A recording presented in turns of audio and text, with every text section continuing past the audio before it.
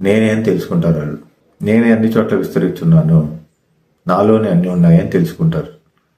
అప్పుడు ఏమవుతుందంటే వాళ్ళు కాలం నుంచి బయటకు వచ్చి ఏకకాలంలోనే అందరినీ చూడగలరు, అంతా చూడగలరు. సాయిబాబా ఎలా చెప్పాడు? 150 సంవత్సరాల క్రితం ఏం జరుగుతుందో, ఆయన స్వాతంత్రం ఎవరి వల్ల వస్తుందో కూడా చెప్పేశాడు. ఆయన ఎప్పుడు చెప్పాడు? 1912 సంవత్సరంలోనే చెప్పాడు. ఆయన ఎవరి వల్ల వస్తుంది స్వాతంత్రం, ఏ రోజు వస్తుంది?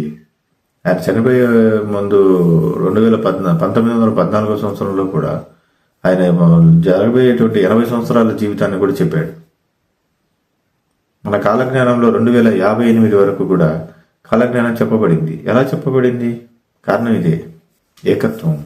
ఒక్క అణువును పరిశీలిస్తే ఈ ప్రపంచం మొత్తం తెలిసిపోతుంది. ఇది ధ్యానంలో సాధన వల్ల సాధ్యమవుతుంది. నేను ప్రాక్టీస్లోనే ఉన్నా, ఇంకా సాధనలోనే ఉన్నా, ఇంకా 20 సంవత్సరాలుగా సాధన చేస్తూ చేస్తూ చేస్తూ ఉంటే ఆ సాధనలో ఆ పరిపక్వత వస్తుంది.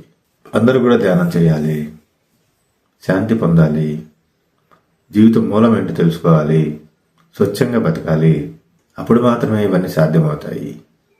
అందుకని ఈ వ్యవస్థ అంతా ఉన్నది, ఈ విగ్రహ వ్యవస్థ కానీ ఈ భక్తి వ్యవస్థ కానీ ఉన్నది ఏంటంటే మీలో సర్వేంతరామిని గుర్తించడం కోసమే. మీరు అది వదిలిపెట్టి మిగతాన్ని పట్టుకుంటున్నారు. ఈ ప్రపంచంలో అన్నీ అంతే.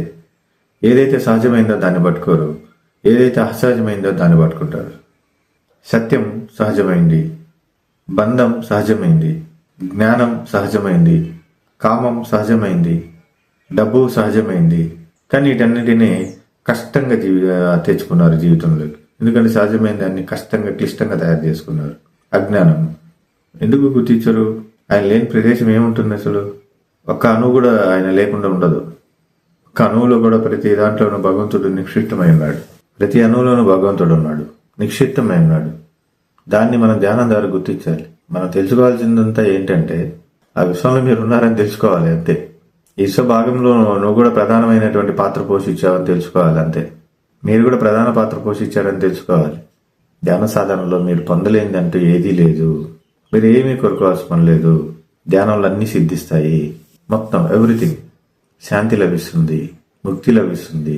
అందుకని ధ్యానం నిరంతరం కొనసాగించండి. క్రమశిక్షణ ఖచ్చితంగా ఉండాలి.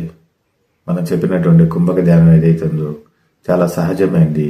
ఆ కుంభక ధ్యానంలో నిరంతరం నిమగ్నమయ్యి అత్యంత అద్భుతమైనటువంటి జీవితాన్ని చాలా సరళంగా సహజంగా పొందండి.